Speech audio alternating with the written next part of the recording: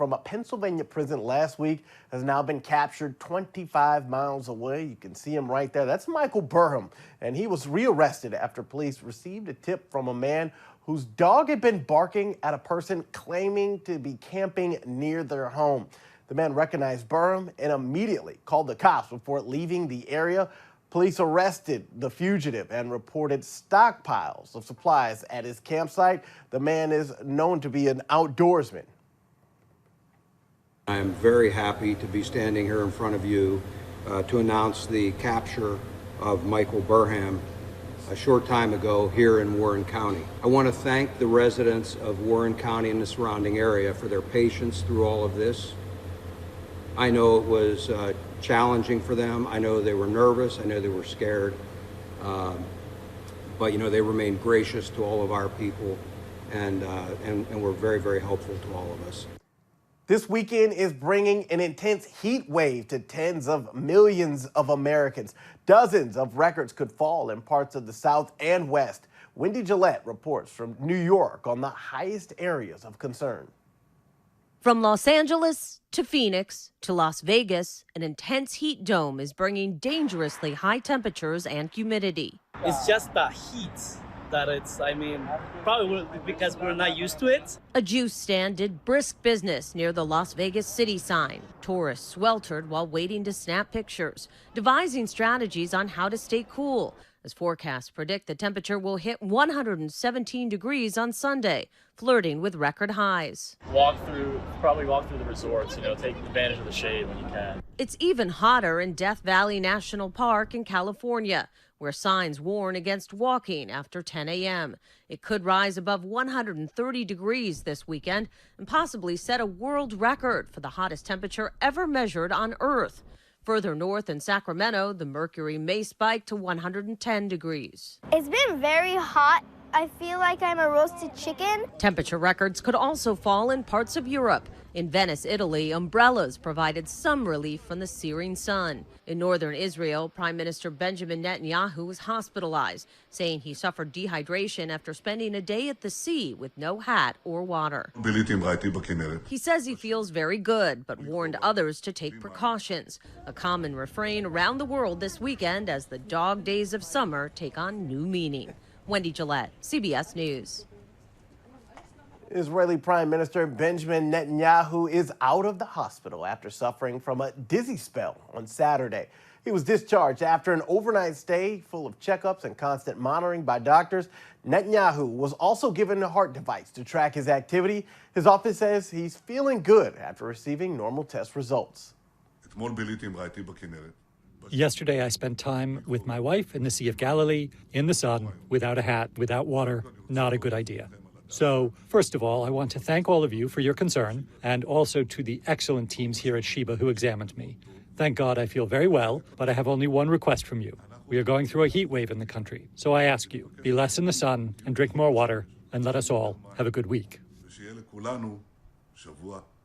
And speaking of extreme weather, we now have confirmed 4 people are dead after severe rainfall saturates the Northeast. Rescuers are still searching for 3 people, 1 woman and 2 young children in Southeast Pennsylvania. And this is after 3 vehicles washed off of a road with 6 inches of rain recorded in the area. And that all happened within a 45-minute span, according to fire authorities. Thankfully, 10 people were rescued from the flooded road. The flood follows a trend of severe and massive rainfall affecting Northeast towns. We are physically walking. We have about 75 down there now, actively looking, rescue workers.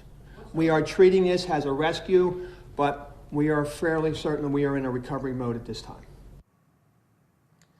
In Southeast Pennsylvania, not the only one being flooded with rainwater. This right here is Connecticut, and that happened, this is from this Sunday morning. Police say the roads are severely flooded, and there has also been reports of disabled cars around the area. So far, no injuries. No, I wasn't. And British-French actress and singer Jane Birkin has died at 76 years old. French President Emmanuel Macron describes her as a French icon in a tweet on Sunday. In May, the star canceled a string of concerts, saying She didn't quite recover as quickly as she had hoped from recent health issues. Birkin rose to prominence after meeting French singer Serge Gainsbourg and making a track that became the first foreign language song to chart at #1 in the UK. It was also banned in several countries and condemned by the Vatican for its sexually explicit nature. Birkin went on to appear in over 70 films.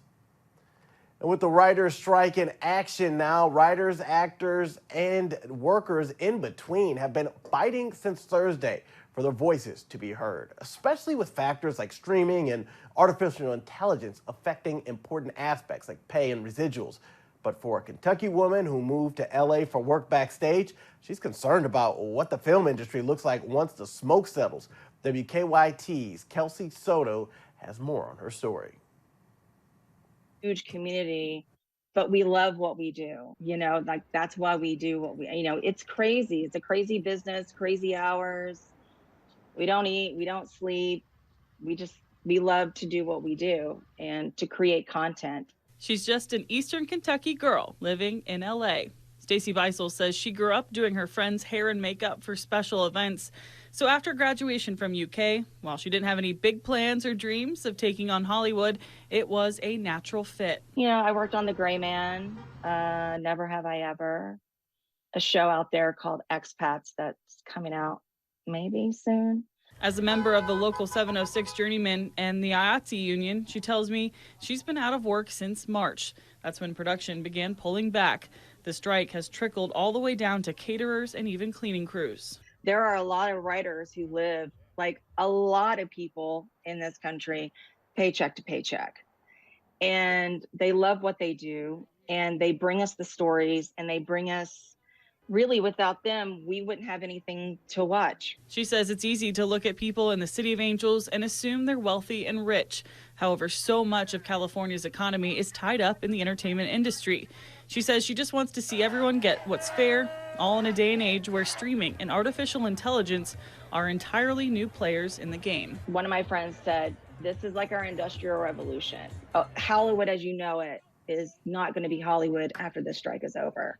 It's going to be a totally different beast within itself. And between World War II and Vietnam, one of the 6 Odo brothers was serving in the U.S. Navy. A family sacrifice and service is now enshrined at the Navy Memorial in Washington, D.C. The Odo family tells me what this honor means. From 1945 to 61, the Odo brothers protected this country. The oldest one, Uncle Sam, actually quit high school to join the military in 1945 because his best friend was killed in service. Sam, Chuck, Bill, James, Carl, and Dick, the sons of Italian immigrants from Bellevue, Ohio, all sailed into battle because of their love for country. Organizers at the Navy Memorial say they've seen families with multiple family members serving in the Navy, but to have 6, that's rare. I don't know that there's ever been 7, but until somebody tells me different, the record is 6 siblings in one family serving in the United States Navy. Ohio Congresswoman Marcy Kaptur represents the area in Ohio where the Odos called home. Kaptur played an integral part in bringing the World War II memorial to D.C. This weekend, her office set up tours in D.C. for the family. So this is a family that understands the price of freedom. And that. Live from your local news leader, this is KTTC News. Thanks for joining us. I'm Megan Zempel. First at 5, 3 people from Albert Lea sustained life-threatening injuries in a crash that happened near Eagan early Saturday morning. This happened shortly after midnight. State Patrol says a GMC Yukon hauling a boat was traveling south on I-35 approaching Cliff Road. A Toyota Celica entered I-35 the wrong way from Cliff Road and was traveling north in the southbound lanes. Immediately after entering I-35, the Toyota crashed head-on with the GMC. 28-year-old Naruli Vang from South St. Paul was driving the Celica and died. 3 people in the Yukon are all from Albert Lea, and they suffered life-threatening injuries. They are 60-year-old Nancy Heidemann, 25-year-old Desiree Heidemann, and 57-year-old Randy Heidemann. All victims were wearing their seat belts MSP said Vang, the driver of the Celica, had alcohol in his system. Fargo police have identified the officer who was shot and killed in the line of duty Friday. They say 23-year-old Jake Wallen joined the police department just 3 months ago. 23-year-old Wallen was a native of St. Michael, Minnesota. He served in the Minnesota National Guard and served in both Iraq and Afghanistan. Officer Andrew Dotas, Officer Tyler Hawes were critically injured. Officer Zach Robinson shot and killed the suspect. Police won't say much about the shootout, only that the violent gunman attacked officers, quote, for no reason at all, end quote, firing multiple rounds. For no known reason at all, a violent gunman attacked our officers, firing multiple rounds, striking 3 of them, 2 of them critical and stable condition, and 1 of them deceased. This is it's an unconscionable act. It's hard to fathom. It's unbelievable that something like this would happen in our community. Many of us think a lot of stuff can't happen, and this happened. Switching gears here, major airports across the Northeast are warning of significant delays to flights as storms move across the region today. All flights servicing the major airports around New York City and Boston are facing ground stops this afternoon. The FAA says Boston Logan International Airport saw a ground stop due to thunderstorms. LaGuardia Airport is also under a ground stop due to thunderstorms. Travelers are advised to contact their airline for their flight status before heading to the airport. And here at home, repairs are in high demand after Thursday's hailstorm blew through southeastern Minnesota. The pictures you see here were taken by Denny's Roofing in Winona. They say their phones have been ringing off the hook since Friday morning. Project manager Henry Pickner says intense hailstorms like this have become a problem in Minnesota. It's estimated that the roofs left with damage after the storm are averaging at around $15,000 to repair. The storm Thursday brought hail as big as 3 inches and even flattened some crop fields. Every time we have a hailstorm, our phone rings a bunch, and they want us to come check them out and make sure things are okay. And this time we have been seeing pretty good 1.5 to 2 inch hailstones, and yeah, it just is turning into one of those things where we're getting more and more hail up here. This time around, we're seeing actual hailstones that drove through the mat and broke mats and causing issues. Pickner says a good way to tell if your roof has been damaged by hail is to look for excess granulation. Well, speaking of weather, let's get a check on it. Meteorologist Sarah Gannon joins us now from the weather patio. Hi, Sarah. Hey there, Megan. It certainly is a breezy afternoon out here across the region. Once again, that smoke and haze creating some issues here across the region, but we are expecting to see some significant improvement as we head into the start of the work week tomorrow. So let's take a look outside. Here is a live look from your Lewis Donato live camera network. You can see quite a bit of that smoke and haze creating some low visibility across the area. As we take a live look from your Lewis Donato live camera network, you can see it here in Rochester, even out towards Lake Pepin in the Lake City area. Just some tough conditions there. But here's a look at our air quality index out there right now. Northern part of Minnesota staying A-OK, but locally here in southeast Minnesota and northeast Iowa, looking at some orange air quality levels, which is unhealthy for sensitive groups. So we are expected to see some tough conditions continuing here throughout the evening. That air quality alert remains in effect until 6 o'clock this evening for all of our southeast Minnesota counties. North Iowa, which was added to that last night, that continues until noon tomorrow. Future track radar showing some pretty quiet skies out there. Looks like a couple showers maybe developing just to the south of Rochester along the I-90 corridor. Overall, just looking at a couple quick, maybe stray pop-up showers and thunderstorms here in the next hour or two. But overall, conditions expected to stay pretty dry and quiet across southeast Minnesota and northeast Iowa. Temperatures outside right now sitting into those mid-70s. A nice comfortable afternoon. Dew point staying into the mid-50s.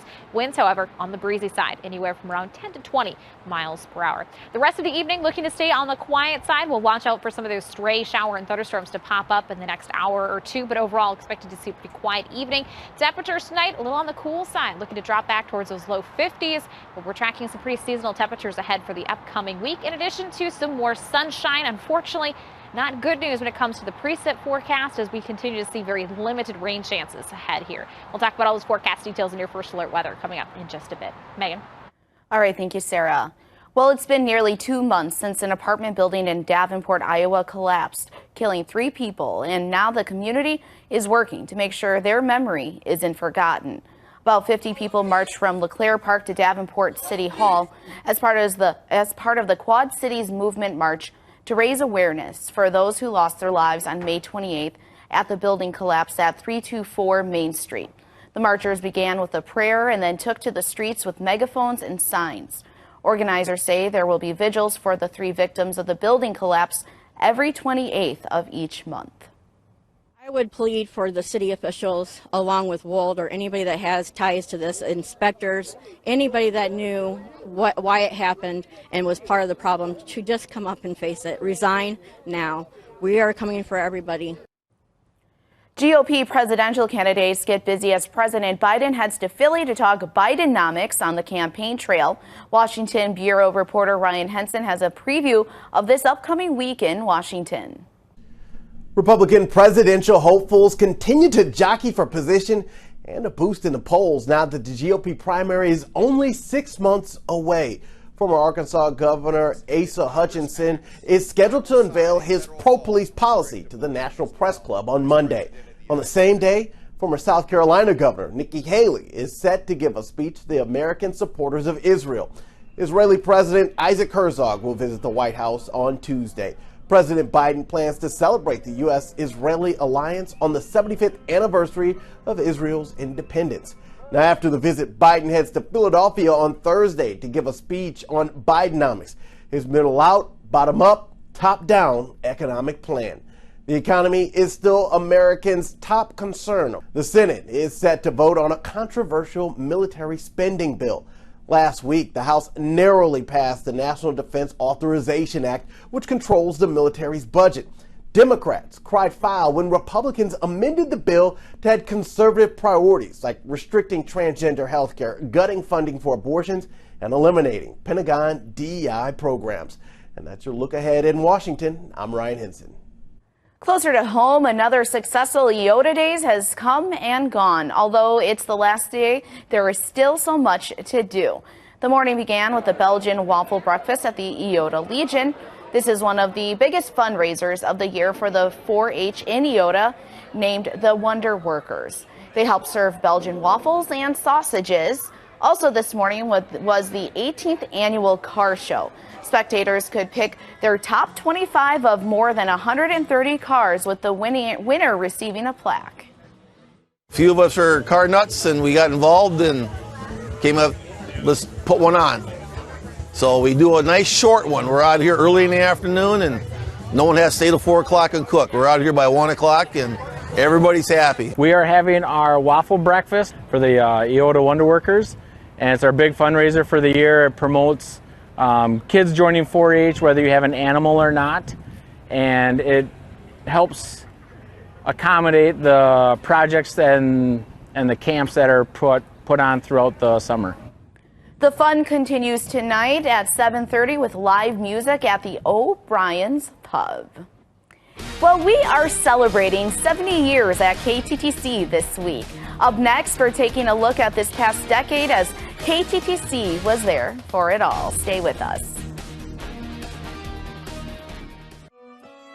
It's lush green fairways that Welcome back. Well, it may not feel like history because it's so recent in memory, but a lot happened in just the past 10 years, from 2013 to 2023.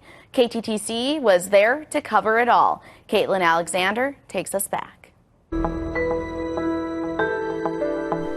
Well, welcome back, and thank you so much for joining us for our live coronavirus town hall. The past decade overshadowed by an enormous international cloud, an event that upended travel, livelihoods, as well as personal health and safety. The years-long global COVID-19 pandemic. In March 2020, KTTC brought viewers a live coronavirus town hall event where we brought your questions to experts. We keep developing more and more contingency plans. No one could have guessed coverage would have needed to continue for years, from shutdowns, business closures, and mask mandates, to the launch of vaccines, an eventual loosening of restrictions, and finally, the official end of the national COVID emergency this May. But the decade of 2013 to 2023 still managed to pack in some fun, too, and KTTC was there for it all. Super Bowl 52 seized downtown Minneapolis in 2018. The Twin Cities also played host to the men's and women's NCAA Final Four tournaments. Can he get it? He can! KTTC aired coverage of 5 Olympic Games, including Pyeongchang in 2018, when Minnesota's own Team Schuster claimed gold in curling. It was an exciting time. Rochester saw massive changes over the past 10 years, starting with the passage of a bill to transform the city, already home to Mayo Clinic, to Destination Medical Center. Current mayor Kim Norton was at the time a state representative who worked for this growth. We knew it would be hard. I think there was even question whether we could do it in 1 year. People were saying it couldn't be done. But we did do it, and in fact, it opened the door for the community to be able to help design the future of downtown Rochester. The 2020 election was one for the record books. KTTC's Tom Overly had a one-on-one interview with then-President Donald Trump during a campaign event. How important is this visit? Well, it's very important. KTTC, along with our sister stations in the state, hosted the only televised gubernatorial debate in 2022 between Governor Tim Walz and Republican challenger Dr. Scott Jensen. It was a tremendous opportunity for KTTC to showcase not only our journalistic prowess, but the wonderful facility we have here in Rochester. The past decade also had its share of heartbreak. 2018 marked 30 years since the Brom family murders. KTTC took viewers behind the bars of the prison in Stillwater, where David Brom was serving his sentence at the time. The family has called for peace! The family has called for peace! We were on the ground providing coverage of the aftermath of the murder of George Floyd at the hands of Minneapolis police, a tragedy that drew the eyes of the nation. I'm with a demonstrator who was actually from Rochester. You came all the way down here to be here today. Describe the atmosphere. How are you feeling? Man, it's feeling very historic. In April 2022, an EF2 tornado ravaged the small community of Teope, Minnesota. I'm standing in front of a house right now, which we can see they lost the whole side of it. The same month, KTTC grieved our own tragedy as our longtime sports anchor and friend, Pat Lund, passed away. Our news team put together a 30-minute tribute to the Rochester sports legend. Law enforcement has confirmed the remains are those of Madeline Kingsbury. Recently, KTTC tracked the search and eventual discovery of the remains of missing Winona mother Madeline Kingsbury. The aftermath of the crime, a story our reporters continue to follow. To round out the decade on a high note, KTTC was honored to receive a Service to America Award from the National Association of Broadcasters this summer, recognizing our nearly 70 years airing the 5th District Eagles Cancer Telethon. Without KTTC, we wouldn't have that impact. Here's your first alert weather with meteorologist Sarah Gannon. Well, it's another nice day out there across the region today, if it wasn't so much for that haze and smoke out there. But the good news is we are expecting to see some relief and improvement, not only in our air quality, but in that skyline, that visibility looking to improve as we head towards tomorrow. So outside right now, you can see a live look here from your Lewiston on our live camera network. A little difficult to make out some of those skylines there because of that smoke and haze. So much improvement there along Lake Pepin and Lake City, but here in Rochester, you can still see a little hard to make out that skyline across the area. So we're still tracking that smoke and haze. Air quality continues to remain rather difficult for many of us in southeast Minnesota and northeast Iowa. So the northern half of the state, good to go, A-OK, but it's locally here in southeast Minnesota and northeast Iowa that really have been seeing those issues with that air quality. So you'll notice still that red blob hanging over Olmsted County and a good chunk of southeast Minnesota that's unhealthy for everybody. That orange category, which encompasses the remainder portion of the viewing area, that is unhealthy for sensitive groups. So some tough breathing conditions for some folks out there today because of that wildfire smoke. But as we head into later on tonight, especially closer to midnight, starting to see some of that poor air, that smoke moving out of the area as we start to see a cold front gradually passing through overhead. But the good news is by tomorrow morning, expecting to see some clearer skylines out there, much better breathing conditions as we see that smoke pretty much out of our area by early tomorrow morning and into the afternoon. So much needed improvement is on the way for Monday and Tuesday after a bit of a tough weekend. So the good news is when we track that air quality forecast, expecting to see some moderate air quality levels there for your Monday and Tuesday, but expecting to be back to more of those normal levels, that good level by about Wednesday or so. But we still continue to see that air quality alert remain in effect until 6 o'clock here for all of our southeast Minnesota counties. We may still see some lingering smoke till about 8, 9 o'clock this evening. But folks in North Iowa, you still remain under that air quality alert until noon tomorrow. So that smoke looking to linger in North Iowa just a little bit longer than here in southeast Minnesota. But tonight conditions expected to stay very quiet for the region. More seasonal temperatures are on the way for the upcoming week. Upper 70s, low 80s. However, our rain chances, though, continue to remain really limited, and we'll be staying mainly dry for the upcoming week. Temperatures outside very comfortable. Many of us into those mid to upper 70s, 78 right now in Mason City, 75 in Albert Lee, Austin.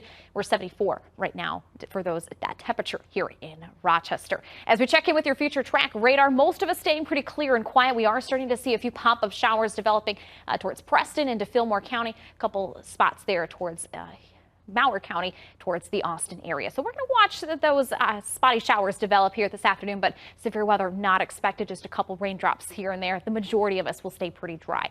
Temperatures, however, a little bit of some fluctuation expected. Will be a bit seasonally cool there for your Monday. Low 70s is expected. We'll be back to the upper 70s by Tuesday and some low 80s as we head into the upcoming week. So a very seasonal week is in store for the upcoming week. As we head into the rest of tonight, sky is looking to stay pretty quiet there for the region. As we check in tomorrow morning, temperatures on the cooler side. We'll get some nice sunshine into the afternoon with high temperatures only into about the low 70s. Heading into Tuesday, another beautiful day in store with a seasonally cool start to the day in those mid 50s, but more 70s on the way as we head into Tuesday. So tonight, conditions looking to stay on the cool side. Upper 40s, low 50s expected for the region with some light northwest winds. Heading into tomorrow, beautiful day expected, mainly sunny. Looking at mild temperatures there into those low to mid 70s. A nice day. Some breezy northwest winds, though. Here's a look at that 7-day forecast. Overall, pretty dry and sunny week. Seasonal temperatures, maybe some isolated showers and thunderstorms as we head towards the end of next weekend. Nick? Their home and home series with the Eau Claire Express, plus something in tennis that hasn't been done since 2002. It took place this morning in the third longest championship match at Wimbledon. Coming up next. KTTC weather brought to you by Culligan.